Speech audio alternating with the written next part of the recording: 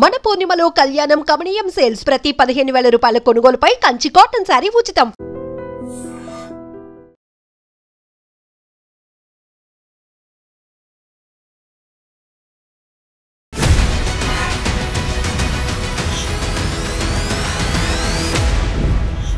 మనతో పాటుగా ఉన్నారు ఎంపీ రఘునందన్ రావు. యూరియా కొరత అనేది ఒక 3 నెలల నుంచి విపరీతంగా ఉంది. యూరియాని ఎవరైతే తెస్తారో ఎవరైతే ఇస్తారో వాళ్ళకే మేము ఓటేస్తామంది బీఆర్ఎస్. సో తప్పు ఎవరిదంటారు అక్కడ? టెక్నికల్గా ఒక 1 వీక్ 10 డేస్ కొంత యూరియా డిలే ఉంటుంది, కానీ 100% రైతన్నలకి ఆగస్టు 1 వరకు ఎంత యూరియా కావాలో అంత యూరియాని అందించడం లోపల కేంద్ర ప్రభుత్వం 100% సఫలీకృతమైంది, చక్కగా పనిచేసింది. దాన్ని డిస్ట్రిబ్యూషన్ చేయడం లోపల కాంగ్రెస్ పార్టీ వైఫల్యం అయితే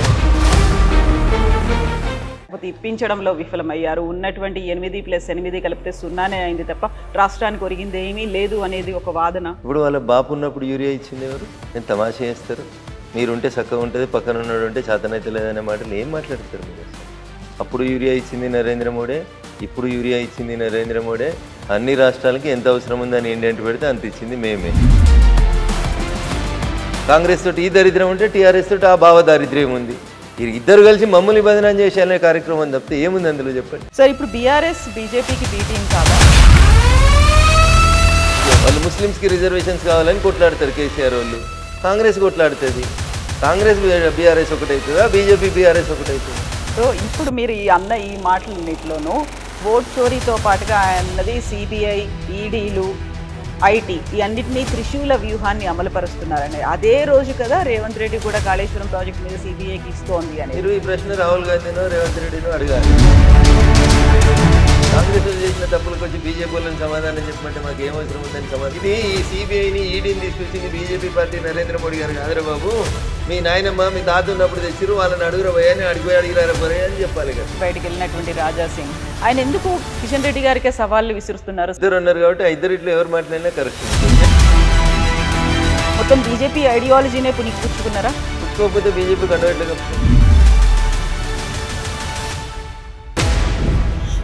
నమస్తే, welcome to I dream inside politics with Kavitha.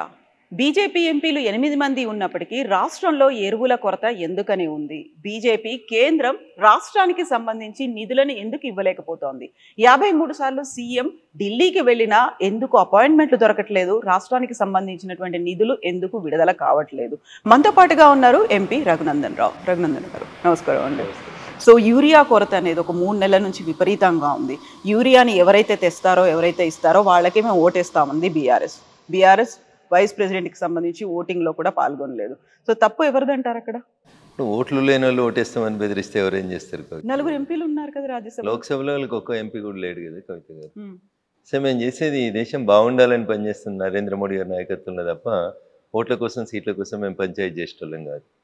Urea ఈ రాష్ట్రానికి కొంత డిలే, టెక్నికల్గా ఒక 1 వీక్ 10 డేస్ కొంత యూరియా డిలే ఉంటుంది, కానీ 100% రైతన్నలకి ఆగస్టు 1 వరకు ఎంత యూరియా కావాలో అంత యూరియాని అందించడం లోపల కేంద్ర ప్రభుత్వం 100% సఫలీకృతమైంది, చక్కగా పనిచేసింది. దాన్ని డిస్ట్రిబ్యూషన్ చేయడం లోపల కాంగ్రెస్ పార్టీ వైఫల్యం అయితే దాన్ని ఒక ఉద్యమంలాగా మలిచి రాష్ట్ర ప్రభుత్వాన్ని బదనాం చేసి కేంద్రాన్ని బదనాం చేసడం లోపల టీఆర్ఎస్ కొంతమేర సక్సెస్ అయింది. కాకపోతే ఇప్పుడు తేవడంలో విఫలమయ్యారు, లేకపోతే ఇప్పించడంలో విఫలమయ్యారు. ఉన్నటువంటి 8+8 కలిపితే 0 అయింది తప్ప రాష్ట్రానికి ఒరిగింది ఏమీ లేదు అనేది ఒక వాదన. ఇప్పుడు జర్నలిస్ట్గా పనిచేసి వచ్చిన కాబట్టి జర్నలిస్టులని అనే అధికారం నాకు ఉందని అనుకుంటాను. తెలుగు మీడియాకి బాగా పైత్యం ఎక్కువ కవిత. ఇప్పుడు వాళ్ళ బాపు ఉన్నప్పుడు యూరియా ఇచ్చింది ఎవరు? కేటీఆర్ వాళ్ళ నాయన ఉన్నప్పుడు లేదా కేసీఆర్ వాళ్ళందరికీ తెలంగాణ ఉద్యమకారులందరికీ బాపు అయినా కేసీఆర్ 10 ఏళ్ళు ఈ రాష్ట్రాన్ని పాలించినప్పుడు యూరియా ఇచ్చింది ఎవడు? మేం కాదా? నేను తమాషా చేస్తారు. మీరుంటే చక్కగా ఉంటుంది, పక్కన ఉన్నాడు ఉంటే చేతనైతే లేదనే మాటలు ఏం మాట్లాడతారు మీరు అసలు? అప్పుడు యూరియా ఇచ్చింది నరేంద్ర మోడీ, ఇప్పుడు యూరియా ఇచ్చింది నరేంద్ర మోడీ. అన్ని రాష్ట్రాలకి ఎంత అవసరం ఉందని ఇండియన్ పెడితే అంత ఇచ్చింది మేమే. దానికి యూరియా ఇయ్యలేదు. దానికి కూడా ఆర్టిఫిషియల్గా వాళ్ళు ఒక ఉద్యమాన్ని ప్రారంభిస్తే రైతులు ప్యానిక్ గురై రోజు లైన్లో నిల్చొని ఇబ్బందులు ఎదుర్కొనేటువంటి పరిస్థితి వస్తుంది. ఇది వాళ్ళు కావాలని క్రియేట్ చేసినారు. కొంత రాష్ట్ర ప్రభుత్వం వైఫల్యం ఉంది, డిస్ట్రిబ్యూషన్ లోపల ప్రాపర్గా చేయకపోవడం. రైతులు పానిక్ కాకుండా ఎక్కడికక్కడ మంత్రులు పోయి సెంటర్లని సందర్శించి ప్రజలకి రైతులకి భరోసా ఇవ్వాల్సినటువంటి కాంగ్రెస్ మంత్రులు వైఫల్యం చెందిరు. వీళ్ళకి అడ్మినిస్ట్రేషన్ మీద పట్టు లేదు. వాళ్ళకి బురద జల్లుట లోపల పూర్తి పట్టు వచ్చింది. వాళ్ళు బురద జల్లుతారు, వీళ్ళు పట్టించుకుంటలేరు. ఇంతే తేడా అందులో. ఇండెంట్ వాళ్ళు పెట్టలేదా లేకుంటే ఇవ్వలేకపోయారా? ఏమైంది అక్కడ? కవిత గారు ఇట్లా భూతద్దాలు పెట్టి ఇండెంట్లు పెట్టిరా పెట్టలేదా ఏమైతే నువ్వు నెలకు సరిపోయే రేషన్ తెచ్చుకుంటావు, సడన్గా కోవిడ్ వచ్చి లాక్డౌన్ అయింది, ఏం చేస్తారు? భారతదేశానికి అనుకోకుండా ఒక యుద్ధం వచ్చింది, కొంచెం ఇబ్బందికరమైన పరిస్థితి వచ్చింది. ఉన్న దాంట్లో రైతులన్నీ కన్విన్స్ చేసి జూలై 31 దాకా రాని కొరత ఆగస్టులో ఎందుకు వచ్చింది? ఏం చేసింది రాష్ట్ర ప్రభుత్వం? ఎంత పెట్టింది ఇండెంట్, ఎంత ఇచ్చిండ్రు? నేను DDRC మీటింగ్లో మా జిల్లాలో పాల్గొన్నాను కాబట్టి చెప్తా ఉన్నాను. నేను మీకు జూలై లాస్ట్ వీక్లో గౌరవ మంత్రి వివేక్ గారితో కలిసి పాల్గొన్నప్పుడు నేను అడిగిన మా జిల్లా కలెక్టర్ గారిని, యూరియా మీకు సరిపోయినంత వస్తుందా వస్తలేదా, ఆగస్ట్ ఇండెంట్ సరిగా పెట్టిండ్రా పెట్టలేదా అని అడిగినాను. అది రాష్ట్ర ప్రభుత్వం చెప్పాలి. వాళ్ళు ఎంత అడిగితే అంత ఇచ్చినాం. మధ్యలో కొంత పాకిస్తాన్ తోటి యుద్ధం వల్ల ఒక 1 వీక్ 10 డేస్ కొంచెం డిస్టర్బెన్స్ అయిన మాట వాస్తవం. దాన్ని మేము అంగీకరించేందుకు చిత్తశుద్ధితోటి ఉన్నాం. కానీ టీఆర్ఎస్ ఒకటే పనిగా బురద జల్లే కార్యక్రమం పెట్టుకొని 30 మంది పేమెంట్ ఇచ్చేటువంటి జీతగాళ్ళని జర్నలిస్టులకు పెట్టుకొని ఏది పడితే అది చేస్తుంటే ఎవడేం చేస్తాడు కవిత గారు? దానికి కేసీఆర్ ఉన్నప్పుడు యూరియా అయింది, ఆ కేసీఆర్ ఇంట్లో ఫామ్ హౌస్లో తయారు చేసుకొని తెచ్చి రైతులకంతా యూరియా ఇచ్చిండా?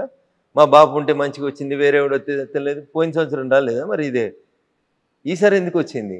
ఆ డిఫికల్టీని గమనించకుండా రాజకీయ లబ్ధి కోసం పొద్దుగలేస్తే బురద జల్లే కార్యక్రమాన్ని 30 మెడికల్ కాలేజీలు కాదు 30 యూట్యూబ్ ఛానళ్ళకి జీతం ఇవ్వాలని కేటీఆర్ అనేటువంటి జీతం ఇచ్చి చేస్తుంటే ఎవడేం చేస్తాడు దానికి? కవిత గారు ఇబ్బంది జరిగిన మాట వాస్తవం, వారం 10 రోజులు అవస్థ అయిన మాట వాస్తవం.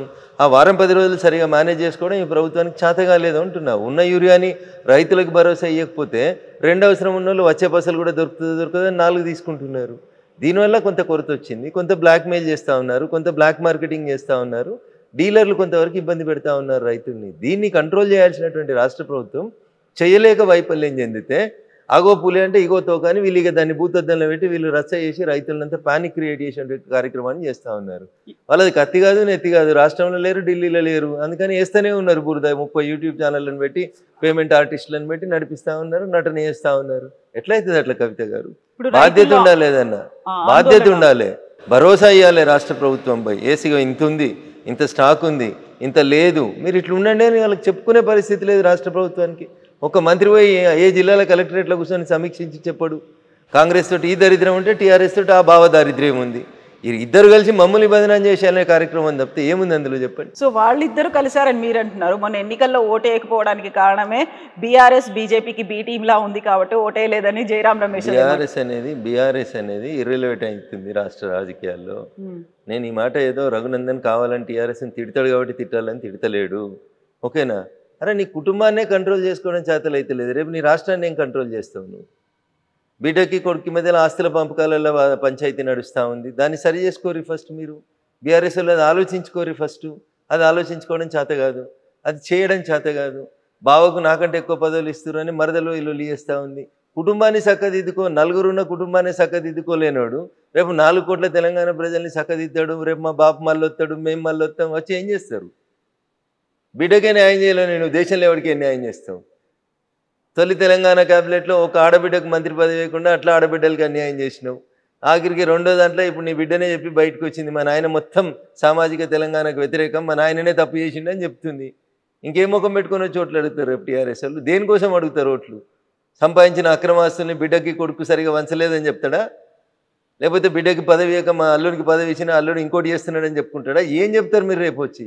ఏం టీఆర్ఎస్ ఏం బీఆర్ఎస్ ఏడున్నదని ఇర్రెలవెంట్ అయిన వాళ్ళ గురించి మీరేదో ముచ్చట పెడతారు మళ్ళీ నాతోటి వచ్చి. ఏమున్నది అందులో? ఏడున్నారు వాళ్ళు, ఏడున్నారు కవిత గారు? ఎందుకు లేరు మెదక్ పార్లమెంట్లో? ఏం చెప్తారు మీరు? ప్రజాస్వామ్యం కర్తం, ప్రజలు ఓట్లు వేస్తారు, మీకు ఓట్లు వేస్తలేరు కదా, రేపు ఇంకా వేయరు మీకు. నిన్ననే మన ఒక జర్నలిస్ట్ కృష్ణ అనుకుంటా మిత్రుడు 10 ప్రశ్నలు సమాజం ముందు నుంచి సర్వే చేసిండు. ఏమొచ్చింది సర్వే రిపోర్టు? మాకేం కాలే, మంచిగా ఉన్నామని బింకనాలు పొంకనాలు కొట్టి పొద్దుగాల బావ ప్రెస్ పెడితే పొద్దుగుకి ట్వీట్ పెట్టుడు, గివే కదా అలా పంచాయతీ, బావమరుదుల పంచాయతీలే కదా. అలా ఏం చేస్తున్నారండి వాళ్ళకి? మీరు చూడు, నిజంగా నేను చాలా స్పష్టంగా చెప్పదలుచుకున్నా మీకు. ఈ 18 నెలల్లో గత ఏడాది నుంచి హరీష్ రావు గారు ఒక జిల్లాకు వస్తే దానికి పోటీ కేటీఆర్ గారు ఇంకో జిల్లాకు పోవాలి. హరీష్ రావు గారు ప్రెస్ మీట్ పెడితే కేటీఆర్ గారు ట్వీట్ పెట్టాలి, హరీష్ ట్వీట్ పెడితే కేటీఆర్ గారు ప్రెస్ మీట్ పెట్టాలి, బావ సిరిసిల్లకు పోతే బామ్మది కరీంనగర్ పోవాలి. ఇది తప్ప వాళ్ళిద్దరి పోటీ పంచాయతీ తప్ప వాళ్ళు ప్రజలకు చేసింది ఏంది? ఏం చేసిర్రు? 10 ఏళ్ళలో మీరు చక్కదిద్దింది ఏందని?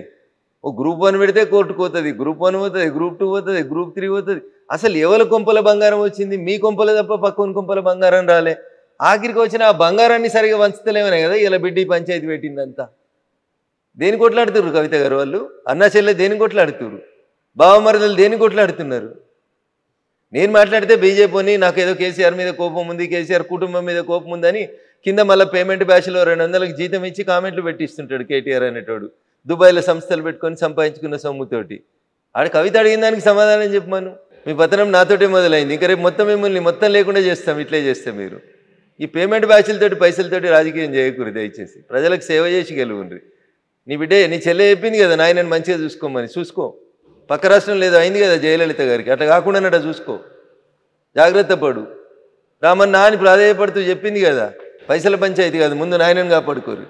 నీకు నాయనని కాపాడుకోవడం రాదు, చెల్లెని కాపాడుకోవడం రాదు, మా మీద ఇరుసుకపడ్డమనేది యూట్యూబ్ ఛానల్ పెట్టి పేమెంట్ బ్యాచ్లు పెడితే ఏమవుతుంది కవిత గారు? ఇప్పుడు బీఆర్ఎస్ పార్టీలోంచి, అంటే అప్పుడు ఉన్నటువంటి టీఆర్ఎస్ పార్టీలోకి మీరు బయటికి రావడానికి కూడా ఒక కారణం అని చెప్పారు. అదే కారణంతోనే మీరు వచ్చిండ్రా? నేను ఏమంటున్నా, వాళ్ళ కుటుంబ పంచాయతీలో మమ్మల్ని ఎందుకు లాగుతారు? మీ పేరు చెప్పారు కదా అక్కడ. పోనీరు, చెప్పేటోళ్ళు చెప్పుకుంటూనే వాళ్ళకి ఎలా అవసరం వచ్చినప్పుడు ఇది చేసుకుంటారు. మనకెందుకు కవిత పంచాయతీ? వాళ్ళ సాగు వాళ్ళు చావనీరు.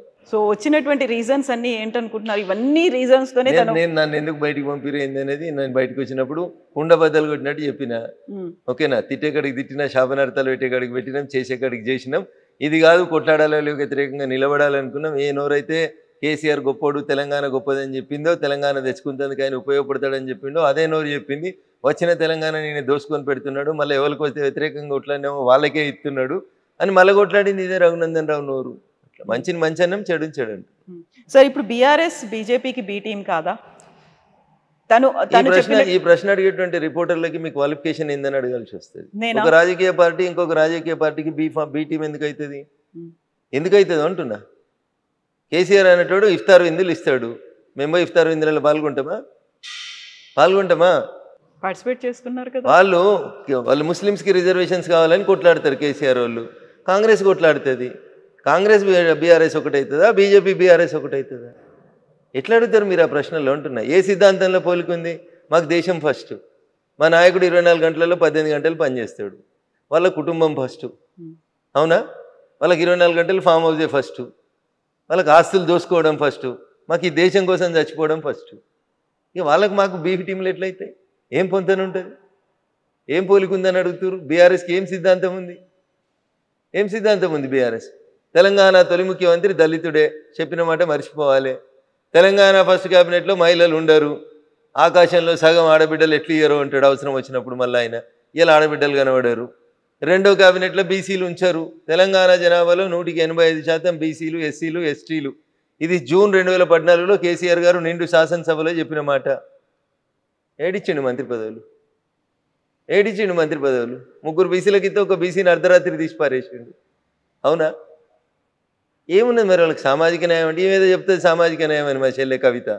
పూలే బొమ్మ పెట్టాలి అసెంబ్లీలో. అరే మీ నాయన ముఖ్యమంత్రి ఉన్న 10 ఏళ్ళు ఏడున్నావు నువ్వు? అంటున్నా. అప్పుడు ఎందుకు పెట్టలే పూలే విగ్రహం? అప్పుడు ఎంపీ నువ్వు, ఎమ్మెల్సీ ఎందుకు పెట్టలే? నాయన నేను పూలే విగ్రహం పెడతాను ఎందుకు పోయి పెట్టలే అసెంబ్లీలో? ఇలా దానికి సంతకాల సేకరణ, ఓ రోజు కోదండరామ్ గారింటికి, ఓ రోజు లేని గద్దర్ గారింటికి, ఓ రోజు ఇంకోళ్ళింటికో ఏదో సంతకాలు చేస్తుంది. ఈ మీద ఉద్ధరిస్తున్న సమాజాన్ని అని తిరుగుతుంది. ఏం ఉద్ధరిస్తుంది? నవ్వుతురు జనాలు. 10 ఏళ్ళు పెట్టడం శాతకాలగా ఈమెకి ఈమె ఇలా పూలే పేరు చెప్పుకొని తిరుగుతుంది. సామాజిక తెలంగాణ అంట. మీ నాయన చేసిందే నువ్వు చేస్తూ ఉన్నావు. ఎట్లా వస్తుంది మీతోటి సామాజిక తెలంగాణ? మాతోటి వస్తుంది కవిత గారు. మేము 170 మందికి ఇచ్చినాం కేంద్ర క్యాబినెట్ లోపల. వాళ్ళు ఇవ్వలే, టీఆర్ఎస్ వాళ్ళు ఇప్పుడున్న కాంగ్రెస్ వాళ్ళు ఇవ్వలే. మీరేమో టీఆర్ఎస్ మా బీ టీం అంటాడు, బీఆర్ఎస్ వాడేమో కాంగ్రెస్ బీజేపీ ఒకటి అంటాడు. ఎందుకు ఒకటైతాం అంటున్నా? మాకు ఎవరితోటి ఏం అవసరం ఉందని ఒకటైతాం? మాకు ఏం అవసరం వాళ్ళతోటి? మా సిద్ధాంతానికి వాళ్ళ సిద్ధాంతానికి పొత్తు ఎక్కడుంది, పొంతన ఎక్కడుంది, సారూప్యత ఎక్కడుంది? 30 ఏళ్ళు దేశాలకి అధ్యక్షులుగా వాళ్ళే ఉంటారు. ఒక పార్టీ ఉంటే ఆ పార్టీకి మొత్తం వాళ్ళే, జీవితకాలం వాళ్ళే అధ్యక్షులు, జీవితకాలం వాళ్ళే ప్రైమ్ మినిస్టర్లు ఉండాలి, వాళ్ళ కుటుంబాలే ప్రైమ్ మినిస్టర్లు ఉండాలి. వాళ్ళతో మాకు పోలికి ఎక్కడిది? టీఆర్ఎస్ వాళ్ళు అంటారు కాంగ్రెస్ బీజేపీ ఒకటి అంటారు. ఎట్లా ఒకటి అవుతుంది? ప్రతి 3 ఏళ్ళకి ఎవరున్నా సరే మేము అధ్యక్షుడిని మార్చేస్తాం, ఎంత పెద్దోళ్ళనైనా కానీ. మ్యాక్సిమం అంటే 2వ అవకాశం ఇస్తుంది మా పార్టీ. ఎట్లయితుంది కవిత గారు? ఎట్లా బీ టీం అవుతుంది బీఆర్ఎస్? ఏ లెక్కన బీ టీం అవుతుంది చెప్పు? ఏ సిద్ధాంతం ప్రకారం బీ టీం అవుతుంది? కాంగ్రెస్ వాళ్ళది నోరా మోరా వాళ్ళు ఆలోచించుకోవాలి. రాహుల్ గాంధీ అంటాడు ఓటు చోరీ అయింది అంటాడు, ఎంపీల ఓట్లు చోరీ అయినాయి అంట. ఏం మాట్లాడతారు కవిత గారు? ఈయన ఇట్లా మాట్లాడతాడు కేటీఆర్, ఆయన అట్లా మాట్లాడతాడు. ఏం మనుషులు వీళ్ళు అసలు? ఓటు చోరీ అవుతుంది అంటే ఏంది? నువ్వు ఎవరిని అవమానిస్తున్నావు? ఎంపీలను అవమానిస్తున్నావా? నీ పార్టీ ఎంపీలను అవమానిస్తున్నావా? నీ పార్టీ ఎంపీలు ఎట్లా నువ్వు చెప్తున్నారు? వాళ్ళు ఆత్మప్రబోధానుసారం వేస్తే వేసి ఉంటారు. ఆడ విప్పలేదు కాబట్టి వేసి ఉంటారు. దానికి ఎవడు ఏం చేస్తాడు? ఎన్డీ కూటమి ఎంపీలు వేస్తే వేసి ఉంటారు, నీకేంది ఉంటారు, నీకు నియంత్రణ లేదు, నీకు పార్టీ మీద నియంత్రణ లేదు, మీ ఎంపీల మీద నియంత్రణ లేదు, ఎంపీలకు నీ పార్టీ అధికారంలోకి వస్తుందనే విశ్వాసం లేదు. సో ఎవరుంటారు నీతో పాటు? ఎందుకుంటారు? పడవ మునిగిపోతుందని తెలిస్తే ఈత వచ్చిన వాళ్ళంతా పడవలకి వెళ్ళి దుంకి వెళ్ళిపోతుంటారు. కవిత గారు మునిగేదాకా ఎందుకుంటారు పడవలో? ఎప్పుడు అవకాశం వచ్చినప్పుడు అప్పుడు అటు దుంకి వెళ్ళిపోతూనే ఉంటాడు కదా. మునిగిపోయే పడవలు ఏ రాజకీయ నాయకుడు ట్రావెల్ చేస్తాడు? సో ఇప్పుడు మీరు ఈ మాటలన్నిటిలోనూ ఓట్ చోరీతో పాటుగా అన్నది సిబిఐ, ఈడీలు, ఐటీ ఈ అన్నిటినీ త్రిశూల వ్యూహాన్ని అమలుపరుస్తున్నారని అదే రోజు కదా రేవంత్ రెడ్డి కూడా కాళేశ్వరం ప్రాజెక్ట్ మీద సిబిఐకి ఇస్తోంది అని. మీరు ఈ ప్రశ్న రాహుల్ గాంధీనో రేవంత్ రెడ్డినో అడగాలి. కాంగ్రెస్ వాళ్ళు చేసిన తప్పులకు వచ్చి బీజేపీ వాళ్ళని సమాధానం చెప్పమంటే మాకు ఏం అవసరం ఉందని సమాధానం చెప్తాం. ఆ ట్వీట్ చేసినప్పుడు కింద మీరు కౌంటర్ పెట్టాలి. అరే వారి బుడ్డోడా, ఇది ఈ సిబిఐని ఈడీని తీసుకొచ్చింది బీజేపీ పార్టీ నరేంద్ర మోడీ గారు కాదురా బాబు, మీ నాయనమ్మ మీ తాత ఉన్నప్పుడు తెచ్చిరు, వాళ్ళని అడుగురా పోయాని అడిగిపోయి అడిగిరారా పోరే అని చెప్పాలి. గట్లా ఏది ఎప్పుడు వచ్చిందో తెలియని వాళ్ళు మాట్లాడితే ఆ నిమిషానికి ఎవడో పక్క నుండి ట్వీట్ చేస్తాడు. ఆఫీస్లో బ్యాక్ బెంచీల్లో ఫ్రంట్ బెంచీల్లో కూర్చున్నాడు, అంతేగా నేను చదివి ట్వీట్ చేస్తాడా? మరి ఇప్పుడు కాళేశ్వరం ప్రాజెక్టులో సిబిఐ అంటే ఏమవుతుంది అనుకుంటున్నారు మీరు? నాకు తెలియదు, అది ఇచ్చిరో అయ్యలేదో ఏమవుతుందో కాలం నిర్ణయిస్తుంది, చూద్దాం. అది మధ్యలో కోర్టు పోయినట్టుంది కదా, కొద్దిగా ఓపిక ఉందాం. సామాజిక న్యాయం, బీసీలకి 42% రిజర్వేషన్లు, ఇదేమవుతుంది? ఎక్కడ దాకా వెళ్తుంది? మేము ఇస్తున్నాం కదా, మాకు అవకాశం ఉన్న ప్రతి చోట మేము ఇస్తున్నాం. కాంగ్రెస్ లాగా ముస్లిమ్స్తో కలిపి ఇచ్చేటువంటి ఆలోచన మాకు లేదు. మేము డాక్టర్ బిఆర్ అంబేద్కర్ గారు రాసిన రాజ్యాంగాన్ని ఫాలో అవుతాం. డాక్టర్ బిఆర్ అంబేద్కర్ గారు రాసిన రాజ్యాంగంలో ఎస్సీలకి ఎస్టీలకి రిజర్వేషన్లు ఇవ్వమన్నారు, కానీ మైనార్టీలకు రిజర్వేషన్లు ఇవ్వమని చెప్పలేదు. అయినా కవిత గారు బిలో 10 ఉంటే మైనార్టీస్ అవుతారు, మోర్ దెన్ 10 అయినాక వాళ్ళు మైనార్టీస్ అయింది, వాళ్ళకి మైనార్టీ రిజర్వేషన్ అయింది, వాళ్ళని తెచ్చి బీసీ రిజర్వేషన్లో పెట్టేటువంటి తెలివి తక్కువ పని అయింది. ఎట్టి పరిస్థితుల్లో కూడా వాళ్ళకి రిజర్వేషన్స్ ఇవ్వం మేము. సో దీనికి చట్టబద్ధత వస్తుంది అనుకుంటారా? రాదు. కోర్టుకు వెళ్తారా? ఏమైనా పోని, వాళ్ళు ఎడికైనా పోని, కోర్టు ఏం చెప్తుంది? భారత రాజ్యాంగాన్ని దాటిపోయి పనిచేయమని చెప్తుందా? రాజ్యాంగం ఫ్రేమ్ ఎంత ఉంటే గంతల్ని పనిచేయమని చెప్తుంది.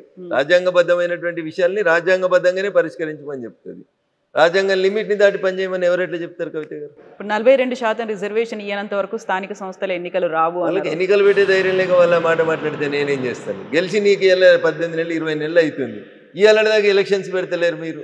ఇప్పుడు బీజేపీని బదనాం చేసినందుకు కుట్ర, బీజేపీ 42% రిజర్వేషన్లు ఇస్తలేదు కాబట్టి మేము ఎలక్షన్లు పెడతలేమని కుట్ర. రిజర్వేషన్ ఎంత ఉండేది? ముందు ఎన్నికలు అయితే పెట్టి సార్, ఊర్లలో ఊడ్చడానికి జీతాలు లేక ఏడుస్తున్నారు, సర్పంచులు లేక సగం ఊర్లు ఇబ్బంది పడతా ఉన్నాయి, ముందు ఎలక్షన్లు పెట్టుర్రి. దానికైతే పార్టీ గుర్తుండదు కదా. గెలిచిన వాళ్ళంతా మా కాంగ్రెస్ వాళ్ళనే కండువ కప్పుకో, ఎవడొద్దంటాడు తర్వాత నిన్ను. ఎలక్షన్లు పెట్టన్నా అంటున్నాం మేము. నువ్వు 42% వాళ్ళకే ఇచ్చేసి పెట్టుకో.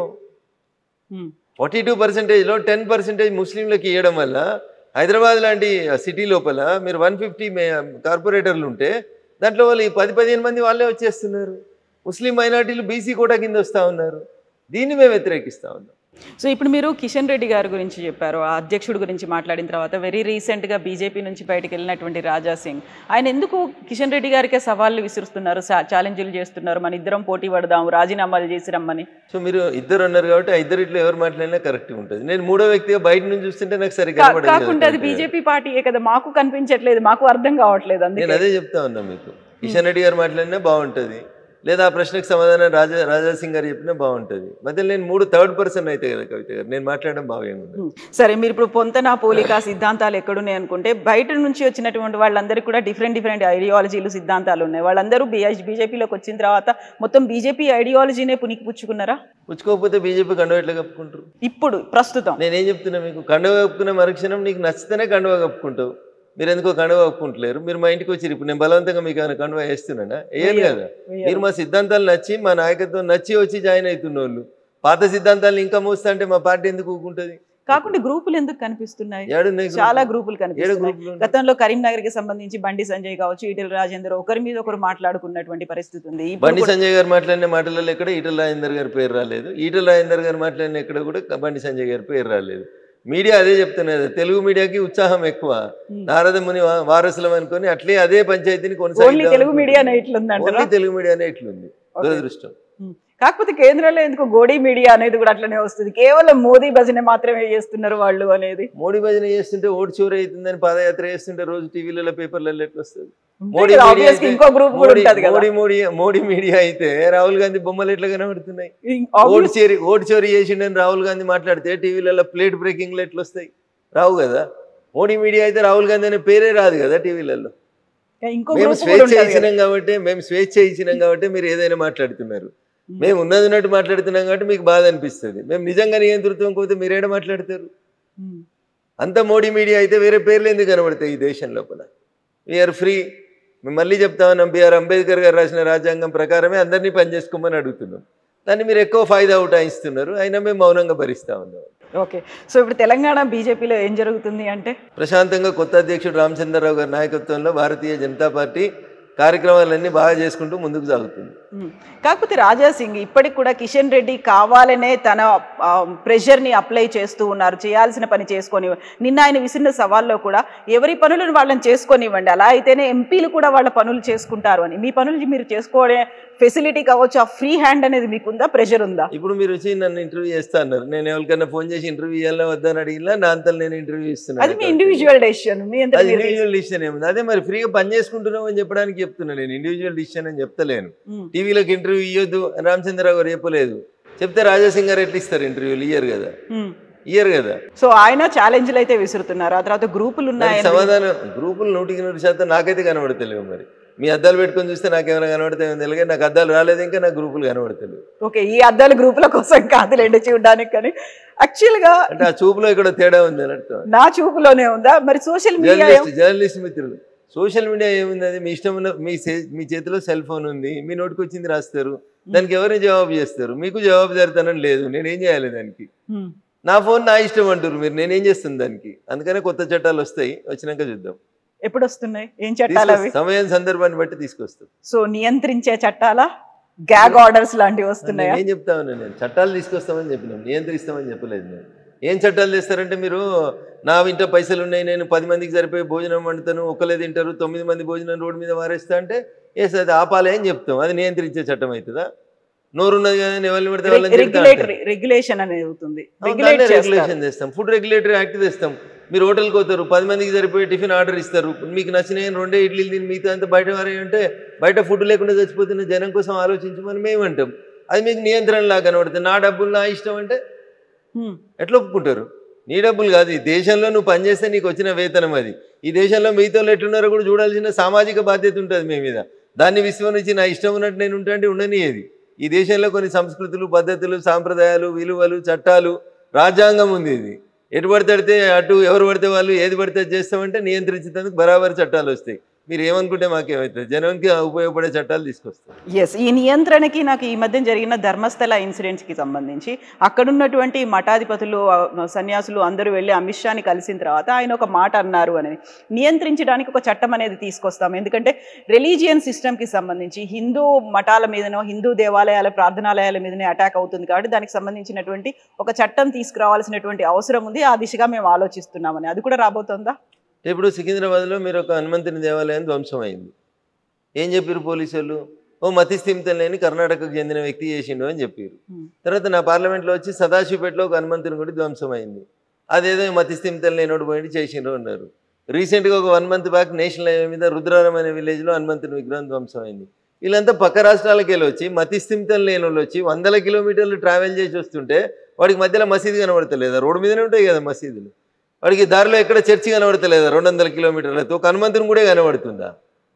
అంటే దేవాలయాల మీద దాడులు జరుగుతుంటే మౌనంగా చూసుకుంటూ ఉండాలి. మేము 100% ఉన్న హిందువులు మౌనంగా ఉండాలి. 10% లేని వాళ్ళు వచ్చి రోడ్ల మీద మా మసీదును ముట్టొద్దు, మేము రోడ్డు మధ్యలో కడతామంటే సపరేట్ కూకోవాలన్నా?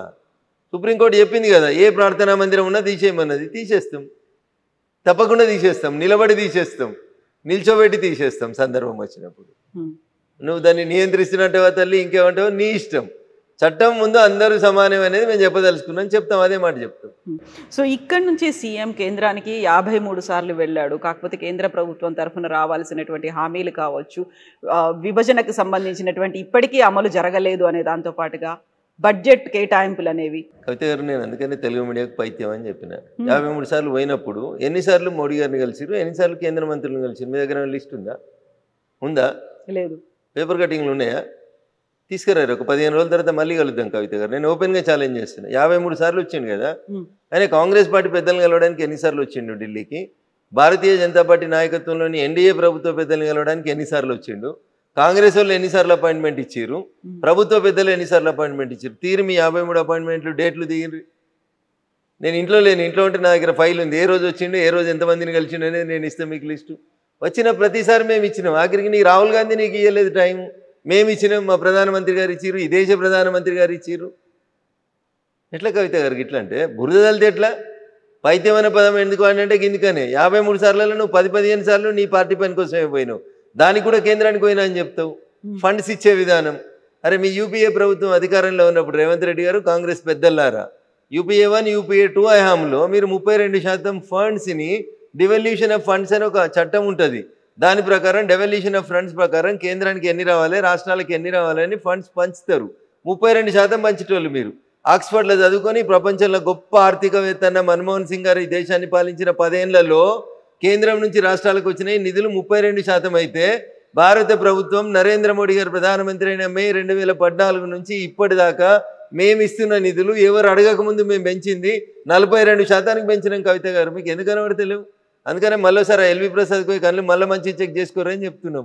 మీరు 53 సార్లు వచ్చింది మా కోసం కాదు, డివల్యూషన్ ఆఫ్ ఫండ్స్ రాసింది మేం కాదు, భారత రాజ్యాంగంలో ఫండ్స్ పంపిణీ ఎట్లా జరగాలని చెప్తే గట్లే చేస్తూ ఉన్నాం. గతంలో ఉన్నటువంటి కాంగ్రెస్ ప్రభుత్వం వచ్చే కంటే ముందు, అంటే నరేంద్ర మోడీ గారు అధికారంలోకి వచ్చే కంటే ముందు 32% రాష్ట్రాలకు నిధులు ఇస్తే మేము అధికారంలోకి వచ్చినాక 42% నిధులు ఇస్తామని చెప్తున్నాం ఇస్తున్నాం. ఎందుకు? 10 ఏళ్ళు ముఖ్యమంత్రిగా చేసిరు కాబట్టి, మోడీ గారికి ముఖ్యమంత్రుల కష్టాలు తెలుసు కాబట్టి రాష్ట్రాలకు ఇచ్చే డబ్బుల్ని పెంచిండు కదా. మీరు ఏ ఊరికైనా పోయి ఈ రాష్ట్రం కాదు ఏ రాష్ట్రానికైనా పోయి చూడు, ఆ రాష్ట్రంలో రోడ్లు ఎవరైనా ఎత్తురు అంటే ఒక్కటే ఒక నేషనల్ హైవే డిపార్ట్మెంట్ వేస్తుంది, భారత ప్రభుత్వం వేస్తుంది. రైల్వే 4 లక్షల కోట్ల రూపాయలు ఖర్చు పెట్టి రైల్వేలు ఎక్స్పాన్షన్ అవుతున్నాయి, బ్రాడ్ గేజ్లు అవుతున్నాయి, ఆర్ఓబీలు ఆర్యూబీలు metre గేజీలు broad గేజ్లు అవుడు, Vande Bharat ఎక్స్ప్రెస్లు. Secunderabad railway station పోయి చూడు కవితమ్మ, శంషాబాద్ ఎయిర్పోర్ట్ తోటి పోటీ పడేటట్టు ఉంది. అది గవి కనబడాయి మనకి. కేంద్రం పైసలు ఇస్తలేదు, ఎవరు మరి ఎవరు ఇస్తుర్రు? చెర్లపల్లికి పోయి చూడు 1000 కోట్లు పెట్టి కట్టినాం రైల్వే టెర్మినల్, ఎట్లుందో చూడురు ఒకసారి. దేశంలో ఎప్పుడో స్వతంత్రం కంటే ముందు కట్టిన రైల్వే స్టేషన్లు, తెలంగాణలో 42 రైల్వే స్టేషన్ల రూపురేఖలు ఎట్లా మారినాయో చూడురు. ఇప్పుడు రైల్వే స్టేషన్లలో ఎస్కలేటర్లు వచ్చినాయి కవిత గారు, మీరు ఎప్పుడైనా రైలు ఎక్కితే తెలుస్తుంది. పోయి సికింద్రాబాద్ రైల్వే స్టేషన్ చూడుర్రి, చెర్లపల్లి రైల్వే స్టేషన్ చూడుర్రి. అరే నిన్ననో మొన్ననో పేపర్లో రాసుకుంటున్నాడు రేవంత్ రెడ్డి, ఫ్యూచర్ సిటీకి వెళ్ళి అమరావతి దాకా రోడ్ ఎత్తాడట 12 లైన్లు. పైసలు ఎవరు ఇస్తున్నారు కవిత గారు? మేమే ఇస్తున్నాం. కోమటిరెడ్డి వెంకటరెడ్డి గారు చెప్తారు హైదరాబాద్ టు విజయవాడ మేము 8 లైన్ల రోడ్డు చేస్తున్నాం. పైసలు ఎవరు ఇస్తారు? గ్రీన్ఫీల్డ్ ఎక్స్ప్రెస్ హైవే భారత ప్రభుత్వం నరేంద్ర మోడీ గారు ఇస్తారు. సూర్యాపేటకి వెళ్ళి ఖమ్మం పోవాలంటే ఇంతకుముందు 3 గంటలు పడుతుండే కవిత గారు, ఇప్పుడు గంట కూడా పట్టది. ఎవరు ఇచ్చిరు నేషనల్ హైవే? భారత ప్రభుత్వం నరేంద్ర మోడీ గారి నాయకత్వంలో ఇచ్చింది. ఏం మాట్లాడతారు కవిత గారు? పైసలు వస్తా లేకపోతే మీరు ఒక్కసారి గట్ల పోరి, ఇంకా మేడ్చల్కి వెళ్ళి కొంపల్లికి వెళ్ళి అత్వెల్లి గట్ సైడ్ పోయి రండి, రోడ్డుకి నరకం నరకం కనబడుతుంది రోడ్డు మీద. ఇలా 6 లైన్స్ రోడ్ వేసి 1200 కోట్లు ఇచ్చి పని చేపిస్తూ ఉన్నాం. నా పార్లమెంట్ కాన్స్టిట్యున్సీ ప్రారంభమయ్యే బిహెచ్ఎల్ దగ్గరికి రండి, బిహెచ్ఎల్ చౌరస్తాలో సిగ్నల్ పడితే గంట ఏడ్చుకుంటా నిల్చుంటారు జనాలు. ఇప్పుడు 5 నిమిషాల లోపల బిహెచ్ఎల్ చౌరస్తా పారైపోతారు. సుమారు 200 కోట్లతోటి ఫ్లైఓవర్ కట్టినాం, నేషనల్ హైవే మీద కట్టినాం. మియాపూర్ చౌరస్తా నుంచి సంగారెడ్డి చౌరస్తా దాకా 6 లైన్స్ రోడ్ వేస్తూ ఉన్నాం, నేషనల్ హైవేస్ నడుస్తున్నాయి. మీరు ఏదైనా కూరుకోయి స్టేట్ హైవే చూసినా పోరు ఎట్లుందో చెప్తా నేను. మీరే కంపేర్ చేసి చూడు state highways and national highways, ఎవరి పనితీరు ఎట్లుందో తెలుస్తుంది. ముఖం మంచి లేక దెబ్బలు కొడితే ఎట్లా తల్లి? ఇప్పుడు ఇవన్నీ చెప్తున్నటువంటి రఘునందన్ రావు ఇన్ని రకాలుగా మాట్లాడుతుంటే ఎందుకని బయట మాట్లాడట్లేదు మీరు? వీటి వినిదా? ఇది బయట కాకపోతే ఇంట్లో మాట్లాడుకుంటున్నాం. ఇంటర్వ్యూలో మాట్లాడేది కదా, ప్రపంచం అంతా చూస్తుంది కదా. ఇంటర్వ్యూలో ప్రతి మీటింగ్ కి ఇప్పుడు నాతో పాటు మీరు సిద్దిపేటకి రండి, కొద్దిసేపు అయిన తర్వాత నేను జిఎస్టీ మీద అవగాహన సదస్సు పెడుతున్నా. నిన్న పెట్టిన గజ్వేల్లో, మొన్న పెట్టిన మెదక్లో గంటన్నర వర్తక వాణిజ్య వ్యాపార అడ్వకేట్లు, డాక్టర్లు, కిరాణా దుకాణాలు, సిమెంట్ దుకాణాలు, హార్డ్వేర్ దుకాణాలు అందరినీ కూర్చోబెట్టి 2 గంటలు వస్తున్న కవిత గారు జనానికి బయట మాట్లాడకపోతే ఇంట్లో మాట్లాడుతున్నాడు. కాకపోతే చేసినటువంటి పథకాలు కేంద్రం అయితే ఏమేవైతే తీసుకొచ్చిందో ప్రాజెక్టులు, వీటన్నిటి గురించి చెప్పాల్సినటువంటి బీజేపీ ఎంపీలు ఆ స్థాయిలో చెప్పలేకపోతున్నారు కదా అనేది. రోజు పొద్దున్నే సాయంత్రం దాకా నా ఫేస్బుక్ ఓపెన్ చేసి చూడు, రోజు ఎన్ని గంటలు అరుస్తా ఉన్నా, ఎన్ని గంటలు చెప్తా ఉన్నా. పాల మీద పైసలు తగ్గించినాం, పాల మీద తగ్గించినాం, ఉప్పు మీద తగ్గించినాం, మందుల మీద తగ్గించినాం, మీరు తిరిగే స్కూటీ మీద తగ్గించినాం, మీ సార్ తిరిగే కారు మీద తగ్గించినాం, దేని మీద తగ్గియలేదు. ఆఖరికి హెల్త్ ఇన్సూరెన్స్ మీద 0 చేసినాం, జిఎస్టీ తగ్గించి మీ ఇంటికి నెలకు 15,000 రూపాయలు ఖర్చు తగ్గించినాం. దాని గురించి మాట్లాడారు ఎందుకు కవిత గారు? మేం చెప్పకపోతే ఎవరు చెప్తా ఉన్నారు? ప్రతి పేదోడికి లాభం జరుగుతుంది జిఎస్టీ వల్ల. 12 లక్షలు ట్యాక్స్ ఎగ్జంప్షన్ ఇచ్చినాం కదా మీకు. ఎవరిచ్చిర్రు? నరేంద్ర మోడీ గారి నాయకత్వంలో నిర్మలా సీతారామన్ ఆర్థిక మంత్రి ఇచ్చిర్రు. మరి మీరు ప్రపంచం మెచ్చిన గొప్ప ఆర్థికవేత్త కదా, మీ హయాంలో ఇన్కమ్ ట్యాక్స్ ఎగ్జంప్షన్ ఎంత ఉండే? కాంగ్రెస్ హయాంలో 10 ఏళ్ళు మీరు కూడా పాలిచ్చిర్రు కదా. ఏమైంది? అయితే నేను అనేది కేవలం రఘునందన్ రావే ఎందుకు మాట్లాడుతున్నాడు, మిగిలిన ఎంపీలు కావచ్చు, ఎమ్మెల్యేలు కావచ్చు, ఇక్కడ ఉన్నటువంటి లీడర్లు ఇవన్నీ ఎందుకు మాట్లాడలేకపోతున్నారు, ఎందుకని చెప్పట్లేదు? ఎవరు చెప్తలేదు. ఎవరి నియోజకవర్గాల వాళ్ళ మేము తిరిగి చెప్పుకుంటున్నాం. ఎవరి పని వాళ్ళు చేస్తూనే ఉన్నారు. చేతుల పని చేతులు చేస్తే, కాళ్ళ పనులు కాళ్ళే చేస్తాయి. అందరూ మాట్లాడారు కవిత గారు. కొందరు మాట్లాడతారు, కొందరు పని చేస్తారు, కొందరు ఇంకొక పని చేస్తారు. దేవుడు ఎవరికి ఏది ఇస్తే ఆ శక్తి ప్రకారం పని చేసుకుంటూ పోతారు కదా కవిత గారు. ఎస్. సో అందరూ పని చేయలేరు, కొంతమంది మాట్లాడతారు, కొంతమంది పని చేస్తారు. వెరీ రీసెంట్గా బీజేపీకి సంబంధించి ఒక నిర్ణయం తీసుకుంటున్నట్టున్నారు. 10 ఏళ్ల నుంచి ఎవరైతే పదవుల్లో ఉన్నారో వాళ్ళకి పార్టీ వైపు, పార్టీలో బాగా పనిచేస్తున్న వాళ్ళని పదవుల వైపు అనేది. రఘునందన్ రావుకి కేంద్ర మంత్రి వస్తుందా? నేను పనిచేస్తున్నాను కదా ఎంపీ. అదే అంటున్నా నేను, పార్టీలో ఇక్కడ పనిచేస్తున్నారు కాబట్టి కేంద్ర మంత్రిగా వస్తుందా? పార్టీగా పనిచేస్తలేను, నేను ఎంపీగా పనిచేస్తా ఉన్నా. పార్టీ అవకాశం ఇచ్చింది, ఎంపీగా గెలిచిన. అరే 20 లక్షల మంది జనానికి పొద్దుగలైతే సాగుకోసలు ఉన్నది, వర్షాలతోటి రోడ్డు తెగిపోతున్నాయి, మోరీలు తెగిపోతున్నాయి, జ్వరాలు వస్తున్నాయి, రకరకాలైనటువంటి సమస్యలు వస్తూ ఉన్నాయి. అన్ని సమస్యల్ని అడ్రస్ చేసేందుకు పనిచేస్తూనే ఉన్నాయి కదా. 24/7లో నేను కూడా చూడరు మీరు ఒకసారి. నేను అందుకనే చెప్పిన మీకు, నేను చెప్తే నాది నేను గొప్పగా కనబడుతుంది. నా ఫేస్బుక్ పేజ్ ఓపెన్ చేస్తే తెలుస్తుంది నేను ఎన్ని గంటలు ఇంట్లో ఉన్నా, ఎన్ని గంటలు బయట ఉన్నా తెలుస్తుంది. నిన్న పొద్దుల జిన్నారంలో ఉన్నా, సంగారెడ్డి జిల్లాలో ఉన్నా. నిన్న సాయంత్రం వచ్చేసరికి నేను మళ్ళీ గజ్వేల్కి పోయినా, సిద్దిపేట జిల్లాకు పోయినా. ఎంతమందిని కలిసినా, ఎన్ని సంఘాలను కలిసినా, జిఎస్టీ గురించి ఎంత ఎక్స్ప్లెయిన్ చేస్తున్నాం. సేవా పక్వాడా నరేంద్ర మోడీ గారు 75వ జన్మదినాన్ని పురస్కరించుకొని ఏమేం చేయాలి, 17 సెప్టెంబర్ నుంచి అక్టోబర్ 2 దాకా కంఠశోష పెట్టుకొని చెప్తా ఉన్నారు మా ఎంపీలు. కాలుకు బల్పం కట్టకుండా తిరుగుతున్నారు మా ఎమ్మెల్యేలంతా కాన్స్టిట్యున్సీలలో. అందుకే అంటున్నా నేను, మంత్రి పదవి వస్తుందా అని అడుగుతున్నాను. ఏం మంత్రి పదవి? నాకు మంత్రి పదవి వస్తుంది కేంద్రంలో అని అడుగుతున్నాను. కేంద్రంలో ఇప్పుడు ఎక్స్పాన్షన్ లేదు కదా తల్లి. తొందరలో మొన్న తీసుకున్నటువంటి ఒక నిర్ణయం ఇంటర్నల్ గా జరిగింది. నేను మొదటిసారి గెలిచినటువంటి ఎంపీని కవిత గారు. నాకంటే చాలా మంది సీనియర్లు ఉన్నారు, 3 సార్లు గెలిచిన వాళ్ళు, 4 సార్లు గెలిచిన వాళ్ళు. ఎఫిషియన్సీ ఎవరి దగ్గర అవుతుందో, ఎవరైతే క్రమశిక్షణ కలిగినటువంటి కార్యకర్తగా పార్టీ ఏం పని చేయమంటే ఆ పని చేస్తాను. పార్టీ పిలిచి అది ఏం చేయమంటుందో ఆ పనికి నేను కట్టుబడి ఉంటాను. రేపు పిలిచి మంత్రి పదవి ఇస్తే ఇంకా వేగంగా పనిచేస్తాం, ఇంకో పదవి ఇస్తే ఇంకా పని చేస్తాం. లేదు ఇప్పుడు ఉన్నదానికి న్యాయం చేయమంటే చేస్తాం, న్యాయమే చేస్తాం. సో డిమాండ్లు ఏమి ఉండవా రఘునందన్ రావు? ఏమీ ఉండవు, సైలెంట్ గా వర్క్ చేసుకుంటూ పని చేసుకుంటూ పోతుంటే వద్దంటే వస్తాయి కవిత గారు. పని చేయని వాళ్ళకి రావు ఏం కానీ. నేను పని నమ్ముకుని పని చేసుకుంటూ పోతూ ఉంటాను. శివుడు ఆజ్ఞ లేకపోతే చీమ గారు అది నన్ను వస్తున్న దేవుడు ఏదో రాసి పంపించి ఉంటాడు, దాని ప్రకారం నడుస్తూనే ఉంటుంది journey. Either you can change my life or I can change your life. Exactly. So ఇప్పుడు జిహెచ్ఎంసీ ఎలక్షన్స్ కి సంబంధించి అవుతాయి అంటారా? ఎప్పుడుండే ఛాన్సెస్ ఉంటాయి? జూబ్లీ హిల్సే కాలేదు, జిహెచ్ఎంసీ దాకా ఎందుకు పోతారు కవిత గారు? పొద్దుగా లేచి ఛాయ్ తాగురు, అప్పుడే బిర్యానీ ఎట్లా తింటారు? బిర్యానీ సాయంత్రం దాకా ఎప్పుడైనా తినవచ్చు, ముందు ఛాయ్ తాగురు. జూబ్లీ హిల్స్ కానీ జూబ్లీ హిల్స్ అయినాక జిహెచ్ఎంసీ పెట్టాలన్నా వద్దా? ఇప్పుడు సర్పంచ్ పెట్టిండు కదా, ఎంపీటీసీ పెట్టిండు కదా, మున్సిపాలిటీ పెట్టిండు కదా, అట్లా జిహెచ్ఎంసీ పెట్టడా చూద్దాం. జూబ్లీ హిల్స్ ది ఎట్లా ఉండబోతుంది ఏమనుకుంటున్నారు మీరు? 100% భారతీయ జనతా పార్టీ అభ్యర్థి గెలుస్తాడు. ఎవరుంటారు? పార్టీ ఎవరిని నిర్ణయిస్తే వాళ్ళు ఉంటారు. ఓకే, దెన్ వాట్ అబౌట్ ఆ 10 గారు కూడా దరఖాస్తు చేసుకోవచ్చు. ఇంకా జాయిన్ అవ్వలేదు, అవ్వకుండా జాయిన్ పెట్టుకోవచ్చు దరఖాస్తు. ఓకే, జిఎస్టీ మీద అంత గొప్పగా మాకు సాయం చేసింది కాబట్టి నేను ఒక పేదింటి ఆడబిడ్డని నేను పోటీ చేస్తాను, మీరు వచ్చి కూడా పెట్టుకుంటే పరిశీలిస్తాం, అట్లా ఎవరైనా రావచ్చు. ఓకే, సో ఇప్పుడు 10 మంది ఫిరాయింపు ఎమ్మెల్యేలకు సంబంధించి ఏమవుతుందని అనుకుంటున్నారు వాళ్ళు? ఇంకా బీఆర్ ఏం కాదు, ఏమైతే ఏం జరగదా? అది ఏమైతే తల్లి, సుప్రీంకోర్టు చెప్పింది స్పీకర్ని నిర్ణయం తీసుకోమన్నది. 3 నెలల్లో నిర్ణయం తీసుకోండి, చర్యలు తీసుకోండి అంది. 3 నెలల్లో తీసుకోండి అని చెప్పలేదు, తీసుకుంటారని ఆశిస్తున్నాం అన్నది. చేస్తావా చేస్తావా అనలేదు సుప్రీంకోర్టు, చేస్తారని ఆశిస్తున్నా అన్నది. ఆశించడాన్ని ఇప్పుడు వాళ్ళు ఒక ఆదేశం ఇచ్చిర్రు, ఈయన పాటిస్తాడు, 3 నెలల్లో వింటాడు. ఒక్క ఎమ్మెల్యే కూడా పార్టీ మారలేదనే రాసిచ్చిర్రు, దాని మీద నిర్ణయం ఇస్తాడు, అయిపోయి అంతే. వాళ్ళు ఆదేశించారు, ఈయన చించుతాడు, అంతే. ఏముంటుంది తల్లి అందులో? ఇంకంతకు మించి ఏం జరగదు. నాకున్న పరిజ్ఞానం మేరకు అంతకంటే ఎక్కువ ఏమవుతుంది కవిత? సరే, ఇప్పుడు మా ధర్మస్థల ఇప్పుడు వాళ్ళు ఇష్యూస్ చెప్పినారు కదా, ఎమ్మెల్యేస్ అంతా రాసిన రాతపూర్వకమైన సమాధానంలో మేము పార్టీ మారలేదు, మేము ముఖ్యమంత్రి గారిని పనుల కోసం అని పోయి కలిస్తే ఆయన జాతీయ జెండా ఉన్నటువంటి 3 రంగులు కప్పిండు, అది కాంగ్రెస్ కండువ కాదు, అలా చేయి గుర్తు లేదు అన్నాడు, అయిపోయాయి. ఇదే 2 పంచాయతీ, ఇంకేం పడైంది? సో ఆన్సర్ బానే ఉందా? సఫిషియంట్ గానే ఉంది అంటే తెలుగుగల వకీళ్ళు రాసిచ్చారు దానికి సమాధానం. గట్లా ఉండాలి కదా తెలుగుగల వకీళ్ళు కూడా. అంటేనే తెలుగుగలవాడు కదా, క్లయింట్ కాపాడుకునేటోడు వకీలు కదా, కలిసి వచ్చేట్టుగా ఉన్నది వాళ్ళకి. అంటే అడ్వాంటేజ్ ఏంటంటే అక్కడ పార్టీ కండువా, జాతీయ జెండా ఉన్న కండువా 2 దాదాపు ఒకే రకంగా ఉంటాయి కాబట్టి అది వాళ్ళు డిఫెన్స్ తీసుకోవడానికి కలిసి వచ్చినట్టు కనబడ్డది. ఇప్పుడు అలా బండ్ల కృష్ణమోహన్ రెడ్డి గారు అని ఒక ఎమ్మెల్యే ఉన్నారు, గద్వాల ఎమ్మెల్యే గారు, మీకు గుర్తుండాలి. ఆయన ఒకసారి ఒక పోలీస్ స్టేషన్లో పోయి కంప్లైంట్ పెట్టిండు, గుర్తుందా కవిత గారు? ఏమని పెట్టిండు? కాంగ్రెస్ వాళ్ళు వాళ్ళ ఫ్లెక్సీలో నా బొమ్మ పెడుతుర్రని ఆయన ఎఫ్ఐఆర్ చేయించిండు. అంటే దాని అర్థం ఏంది కవిత గారు?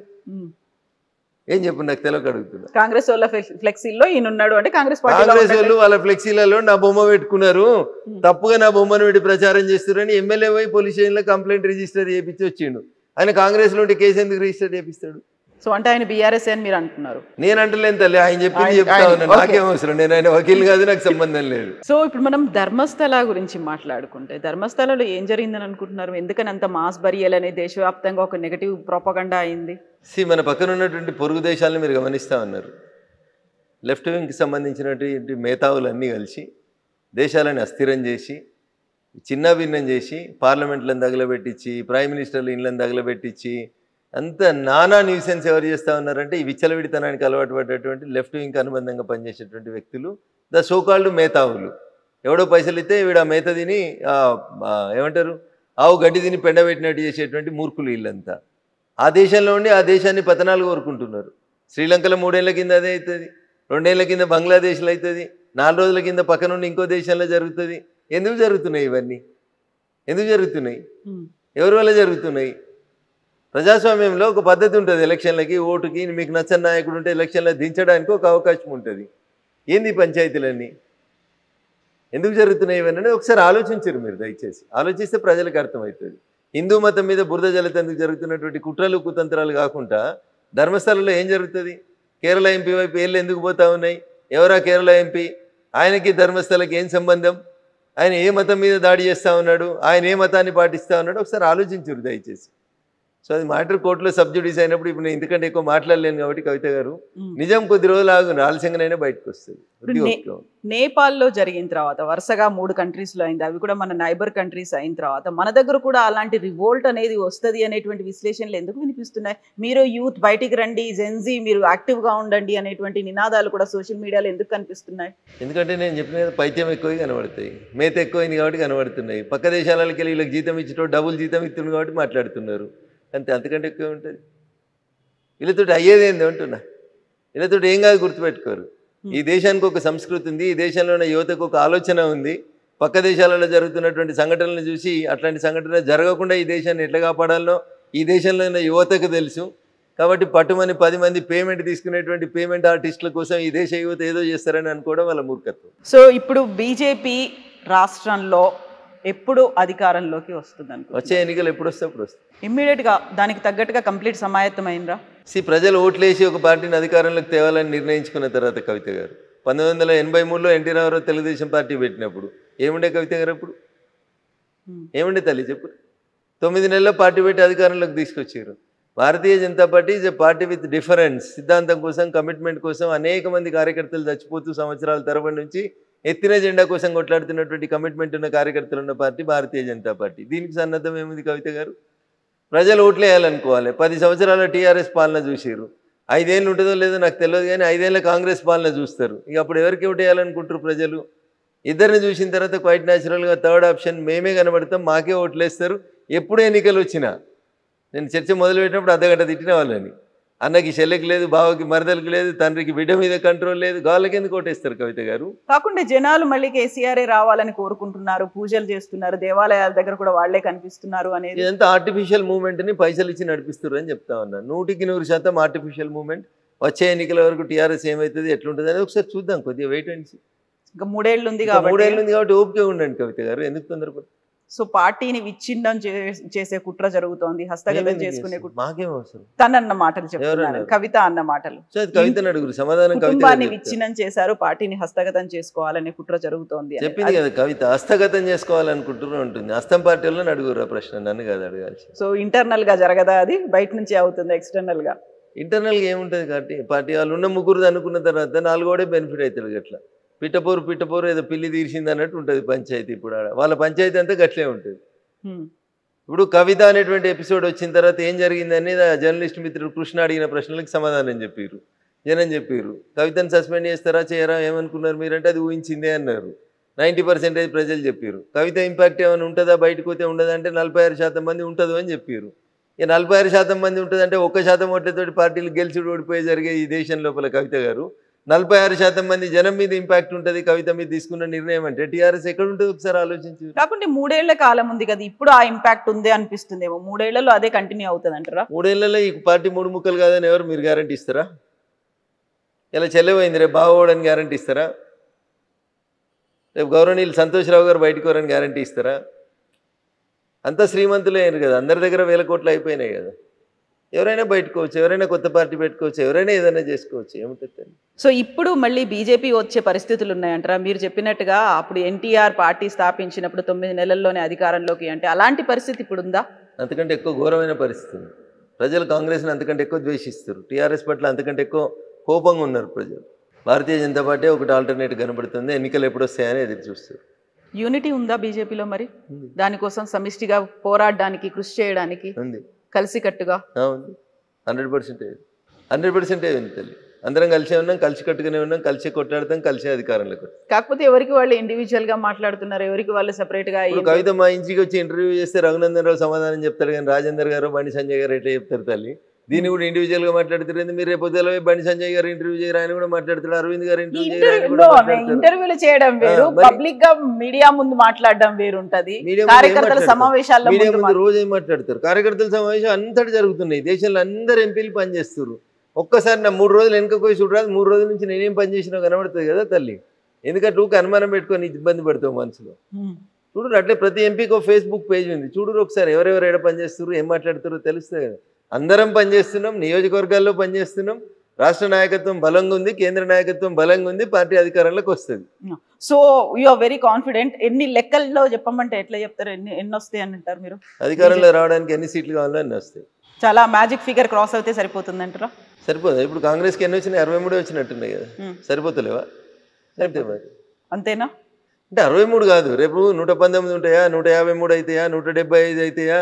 చాలా కాలంలో చాలా మార్పులు వస్తాయి తల్లి. 3 ఏళ్లలో 1 నేషన్ 1 ఎలక్షన్ వస్తుంది, మహిళా రిజర్వేషన్ 33% వస్తుంది, స్టేట్ అసెంబ్లీలో ఉన్న సీట్లు రీఆర్గనైజ్ అవుతాయి, దాంతోపాటు ఎస్సీ ఎస్టీల సీట్లు రీఆర్గనైజ్ అవుతాయి, భారత పార్లమెంట్లో సీట్లు పెరుగుతాయి, జనగణన పూర్తి అయిన తర్వాత రీఆర్గనైజేషన్ కమిటీస్ వస్తాయి. ఇన్ని పెట్టుకొని రేపు ఏమవుతుందో తెలియనప్పుడు 3 ఏళ్ల తర్వాత ఏమవుతుందో ఇప్పుడు ఎట్లా ఉంచుతాం కవిత గారు? అందులో 42% రిజర్వేషన్తో పాటుగా ఇప్పుడు కర్ణాటక గవర్నమెంట్ కూడా మళ్ళీ బీసీ కులగణన చేయాలి అనేటువంటి ఒక నిర్ణయానికి చేసిన కులగణన ఏమైంది కవిత? అది ఎప్పుడో 10 ఏళ్ల కింద చేశారు కాబట్టి మళ్ళీ ఇప్పుడు శాస్త్రీయంగా చేయాలి అనేది. కాంగ్రెస్ అధికారంలో ఉన్నప్పుడు ఒక రకంగా ఉంటుంది, ప్రతిపక్షంలో ఉంటే ఒక రకంగా ఉంటుంది. కాంగ్రెస్ ఈ దేశంలో బీసీలకు ఏ రోజు కూడా న్యాయం చేయలేదు. ఈ దేశానికి స్వతంత్రం వచ్చిన 75 ఏళ్ల తర్వాత నిన్న ప్రమాణ స్వీకారం చేసినటువంటి గౌరవనీయులు రాధాకృష్ణన్ గారు భారతదేశానికి మొట్టమొదటి ఓబీసీ ఉపరాష్ట్రపతి. అంటే మీరు అర్థం చేసుకోరు కాంగ్రెస్ సంస్కారం ఏందో. 55 ఏళ్ళు ఈ దేశాన్ని పాలించి ఒక ఉపరాష్ట్రపతిని ఒక ఓబీసీ క్యాండిడేట్ని చేయలేనటువంటి పార్టీ కాంగ్రెస్ పార్టీ. వాళ్ళు 42% రిజర్వేషన్ ఏడిస్తారు కవిత గారు, వాళ్ళ గురించి ఏదో బాగా పట్టుకొని తనలాడుతూ ఉన్నారు మీరు. మీ క్యాండిడేటే దిక్కులేడు. ఎవరికి ఇచ్చారు ఉపరాష్ట్రపతి క్యాండిడేట్? సుదర్శన్ రెడ్డి గారు ఓసీకి ఇచ్చారు. ఎందుకు బీసీకి ఎందుకు వెళ్ళలేదు మరి? రేవంత్ రెడ్డి పొద్దులు అయితే బీసీ ఢిల్లీ దాకా వచ్చి ధర్నా చేసినావు కదా, నీకు మోకా వచ్చింది కదా, నువ్వు ఎందుకు అమలు చేయలేదు? 42% కాదు, ఒక సీటు ఓబీసీ ఈ దేశంలో ఇయ్యాలటి దాకా ఎవరు చేయలేదు. మేము చేస్తున్నామని ఒక ఓబీసీ క్యాండిడేట్ని ఎందుకు పెట్టలేదు? పోనీ మీ హైకమాండ్ పెట్టలేదు, మరి మేము ఒక ఓబీసీ క్యాండిడేట్ని పెట్టినాం. కొంతమంది బీసీ ఎంపీలు మాకు ఓటేసారు, మీకెందుకు కడుపు నొత్తుంది? ఓటు చోరీ ఏంది? ఓటు చోరీ ఏంది కవిత గారు? దానికి విప్పు ఉండదు, ఉపరాష్ట్రపతి ఎన్నికకు విప్పు ఉండదు. విప్పు లేనప్పుడు ఏం పోయినా తనకి ఇష్టం ఉన్నట్టు ఓటేసుకుంటాడు. నువ్వు క్రాస్ ఓటింగ్ అయింది అనేది, దాంట్లో క్రాస్ అయింది, ఓటింగ్ అయింది, నాకు అర్థం కాదు. మీరు ఎంపీ కవిత గారు, మీరు ప్రజల చేత ఎన్నుకోబడినటువంటి గౌరవ ప్రజాప్రతినిధి. మీరు ఎవరు కోటేయాలో ఇంకొకరు చెప్తారా? ఇంకొందరు దారుణంగా సిగ్గు లేకుండా మాట్లాడుతారు, 20 కోట్లకు ఎంపీలు పోయినరని, అమ్ముడు పోయి ఓటేసిరని. కొంచెం అన్నం తిన్నట్టు మాట్లాడి నేర్చుకోవాలి వాళ్ళు. ఎంపీలు 20 కోట్లు తీసుకొని ఓటేసిరా? ఇంత సంస్కారహీనంగా మాట్లాడతారా?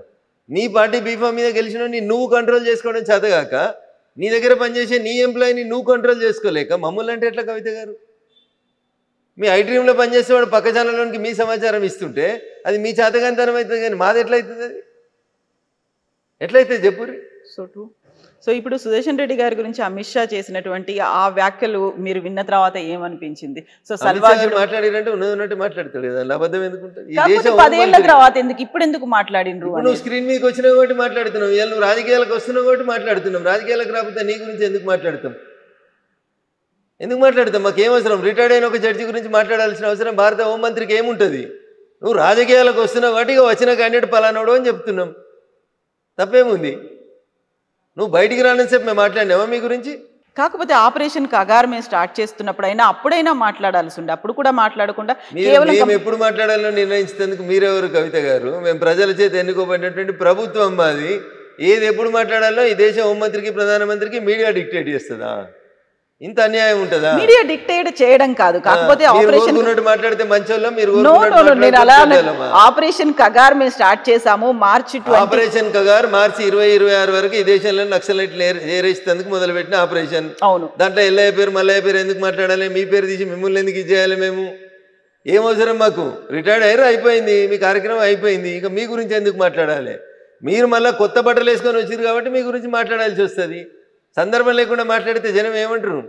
సమయం సందర్భం ఉన్నప్పుడు మాట్లాడాలి, సందర్భం లేనప్పుడు ఇంట్లో పడుకొని గురించి మాట్లాడడం ఎందుకు మాట్లాడతారు? అది సంస్కారం కాదు అది. సో మళ్ళీ దాన్ని రివోక్ చేయడం రివైవ్ చేయడం అట్లాంటిది ఆ ఇచ్చిన తీర్పునో అవసరం లేదు. ఇప్పుడు ఇంకా 10 సంవత్సరాల తర్వాత ఏం చేయాలో ప్రభుత్వం ఒక నిర్ణయం తీసుకుంది, చేసుకుంటూ పోతా ఉంది. ఇంకా దాన్ని చేసేది ఏముంటుంది ఇంకా? So operation Kagar will continue, అట్లాగనే అవుతుంది, డౌట్ ఎందుకు దాంట్లో? ఈ దేశ హోంమంత్రి ఒకసారి ఒక మాట చెప్తే బరాబర్ జరిగి తీరుతుంది. సో మేము రఘునందన్ రావు గారిని నెక్స్ట్ ఎట్లా చూడొచ్చు? ఇట్లా చూస్తారు. కాలు కొంచెం గుడుతున్నావు, అప్పుడు కొంచెం మంచిగా నడుస్తాం అంతే. యాక్టివ్ అవుతారు, ఇంకా మోర్ యాక్టివ్. ఆపరేషన్ చేయించుకొని కొంచెం ఇబ్బందిలో ఉన్నాను కాబట్టి కొంచెం గుడుతూ మెల్లగా నడుస్తా ఉన్నాను, అప్పటికి ఇంకా బాగా యాక్టివ్ కనబడతారు. సో మెదక్ నుంచేనా అప్పుడు కూడా? అరే తల్లి 3 సంవత్సరాలు ఉంది అంటున్నా, చాలా కాలం ఉంది. రేపు లేడీస్కి వచ్చింది అనుకో తల్లి, రఘునందన్ రావు పోటీ చేస్తా అంటే టికెట్ ఇస్తుందా పార్టీ? ఇవ్వరు. కాన్స్టిట్యున్సీస్ రీఆర్గనైజ్ చేసి రేపు అది ఎస్సీలకు ఎస్టీలకు రిజర్వ్ అయింది అనుకోరి, నాకు పోటీ చేసే అవకాశం ఉంటుందా? అందుకని తొందరపడకూరి, వెయిట్, సమయం వచ్చేదాకా వెయిట్ చేయండి. ఇప్పుడు కులగణన భారత ప్రభుత్వం స్టార్ట్ చేసింది, జనగణన కూడా స్టార్ట్ చేసింది, కులగణన స్టార్ట్ చేసింది. ఇవన్నీ అయిపోయినాక 2017లో రీఆర్గనైజేషన్ కమిటీ వస్తుంది. వీటన్నింటికంటే ముందు ఆల్రెడీ పాస్ అయినటువంటి 33% మహిళా రిజర్వేషన్ ఉంది. ఇవన్నీ చేయాలా వద్దా కవిత గారు? చేస్తున్నప్పుడు ఏ సీట్ ఎటు పోతుంది, ఏ సీట్ ఏ రిజర్వేషన్లకు వస్తుంది తెలియకుండా ఎందుకు తొందరపడు? నేను అనేది అది అంతే, అంతేగాని మిమ్మల్ని ఏదో డిస్కరేజ్ చేయాలనో ఇంకోటి చేయాలనో. నేనేం డిస్కరేజ్ అవ్వట్లేదు, కాకపోతే you are very confident and మన దగ్గర తెలంగాణలో కూడా రాబోతుంది. 100% మాదే అధికారం. అండ్ 4th టైం కూడా మోదీ వస్తారా? మళ్ళీ 100% వస్తారు. మోదీయే ఉంటారా? ఉంటారు. అప్పుడు కూడా ప్రజలు కోరుకున్న తర్వాత ఆయన ఉండకపోతే మీరు ఉంటారా? నేను ఉంటానా? ప్రజలు ఆయన్ని కోరుకుంటున్నప్పుడు ఆయనే ఉంటాడు ఈ దేశ ప్రధానిగా. సో 4th టైం కూడా అక్కడ ఎన్డీఏ వస్తుంది, బీజేపీ వస్తుంది, ఎన్డీఏ కూడా వస్తుంది. In fact it is an NDA only, ఎన్డీఏనే వస్తుంది. ఎస్ అండి, thank you so much Raghunandan గారు, thank you. And for more videos, please subscribe to iDream. Please subscribe to iDream. Please subscribe iDream. And please subscribe to iDream. For more videos, subscribe to iDream. please like, share and subscribe to the channel. Congratulations, iDream. Subscribe to iDream. Subscribe to iDream. So subscribe to iDream Media. iDream ki iDream team andarki huge congratulations. Please subscribe iDream Media. Please subscribe to iDream. Subscribe iDream. Please subscribe to iDream. iDream అంటే నా కళల channel subscribe చేసుకున్న నోరు తిరుగుతలేదు, మీరైతే గంట గుర్తు కొట్టండి. For more such videos, please subscribe to iDream. Subscribe to iDream. Please subscribe to iDream. Please subscribe iDream Media. Please do subscribe to iDream. Please subscribe to iDream Media. For best entertainment and information, please subscribe iDream. And don't forget to subscribe to iDream.